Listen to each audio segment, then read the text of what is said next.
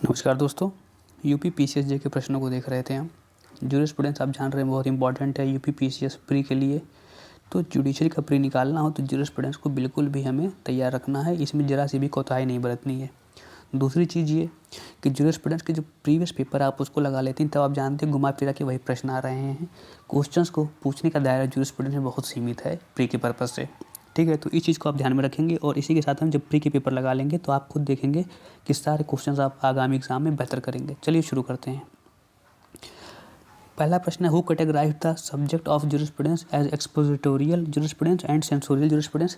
तो बेंथम ने क्या कहा था, उन्होंने डिस्टिंग्विश किया between study of law as it is and as it ought to be. ठीक है, कैसी लॉ मतलब जैसा है और कैसा उसे होना चाहिए, इसमें यही कॉन्सेप्ट है एक्सपोजिटोरियल और सेंसोरियल का।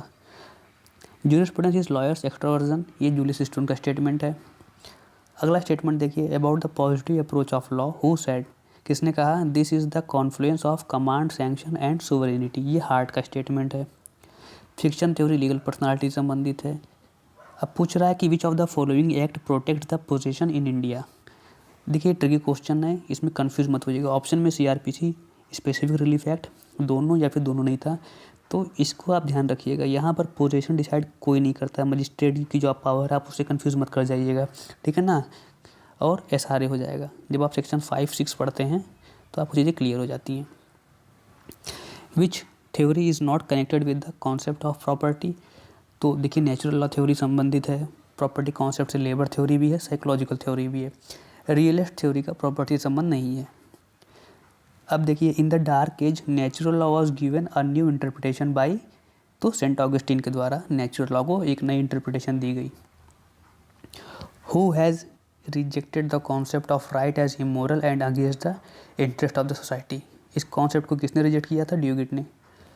सेवनी has observe that custom precedes legislation, सही है। Legislation must confirm customary protect practices, ये भी सही है। Custom is superior to legislation, ये भी सही है। अब देखिए ये स्टेटमेंट तो सही है, गलत कौन सा हो रहा है, गलत हो जा रहा है हमारा, कस्टम इज़ नॉट इम्पॉर्टेंट, ठीक है ना, देन लेजिस्लेशन। तो कस्टम के महत्वपूर्ण है, ये सेवनी तो मानते थे। Kelsen's theory of law is called pure theory because Kelsen separated law from religion, ethics, sociology and history. क्योंकि केल्सन ने लॉ को सेपरेट कर दिया था रिलीजन, एथिक्स, सोशियोलॉजी और हिस्ट्री से, तो इसीलिए उसे हम कहते हैं pure theory of law. The law declared by the Supreme Court is binding on all courts within the territory of India but the Supreme Court is not bound by its own decision. ये supreme court ने किस में कहा था, तो ये Bengal immunity company versus state of Bihar का case है। Who made distinction between proper law properly so called and law improperly so called, ये जस्टिस जॉन ऑस्टिन का है, ठीक है।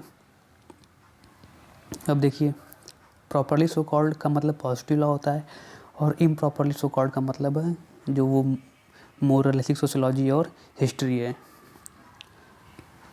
एनालिटिकल, हिस्टोरिकल और एथिकल ज्यूरिस्प्रूडेंस जो हैं, ये 3 डिफरेंट पार्ट हैं ज्यूरिस्प्रूडेंस के, किसके अकॉर्डिंग, तो साइमन के अकॉर्डिंग।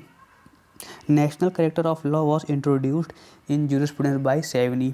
आज जब आप सेवनी को पढ़ेंगे ना, तो कैसे उन्होंने ज्यूरिस्प्रूडेंस में नेशनल कैरेक्टर जो लॉ का है उसको दिया, और कैसे जो जर्मन इन्फ्लुएंस है, जो नाजी पार्टी या फासिज्म है, कैसे उसने इससे अपने विचारों को अल्टर किया, मॉडिफाई करके लिया, उस चीज़ को आप समझ सकते हैं। पोजेशन थ्रू एन एजेंट और servant is an example of mediate possession. भाई डायरेक्ट पोजेशन तो है नहीं, मेरा पोजेशन सर्वेंट के थ्रू है, मेरे एजेंट के थ्रू है, तो ये मीडिएट पोजीशन हो जाएगा, बीच में एक मीडिएटर है, एक मध्यस्थ है। The main purpose of the corporation soul is to maintain continuity of an offence. बहुत इंपॉर्टेंट क्वेश्चन है, कॉर्पोरेट सोल का मेन पर्पज़ क्या है, हमने क्यों कॉर्पोरेट को पर्सनालिटी दी है, to maintain continuity of an offence, ठीक है। अब देखिए 2006 में यूपीजी के प्रश्नों को देखिए। Analytical positivism does not mean that, पूछ रहा है एनालिटिकल पॉजिटिविज्म का क्या मतलब नहीं होता है, डज नॉट मीन। जब नॉट मीन कर रहा है तो हम उसको जो ऑप्शन देख लेते हैं। Laws are in the nature of commands, ये तो बहुत बड़ी चीज़ है, ये तो है ही। Law as it is and law it ought to be have to be separated, ये भी सही है। Certain moral qualities is an essential feature of law, morality को ही तो अलग करता है ये लॉ से, ठीक है, यही इसका आंसर हो जाएगा। ये क्वालिटी नहीं है एनालिटिकल स्कूल की। डी ऑप्शन था analysis of legal concept is distinct from critical evaluation, ये भी सही है। Nature has placed man under the empire of pleasure and pain, ये बेंथम ने कहा था, और बेंथम ने ही हेडोनिस्टिक कैलकुलस का जो कॉन्सेप्ट है वो भी दिया था, ठीक है ना। अब हेडोनिस्टिक कॉन्सेप्ट अगर आप देखेंगे तो बस सुख भोगने को लेकर के जो है उसी संबंधित है। Law grows with the growth of people, strengthens with the strength of the people, and finally it dies away as the nation loses its nationality। तो ये सैवनी का है statement. Who defined law as the depsychologized command, ये केल्सन ने दिया था concept. The principal jurist of the philosophical school was Hegel। Name the jurist who is called Darwinian before Darwin and sociologist before sociologist, ये सैवनी को कहा जाता है। Law should continue to support minimum morality, lord Devlin का statement है।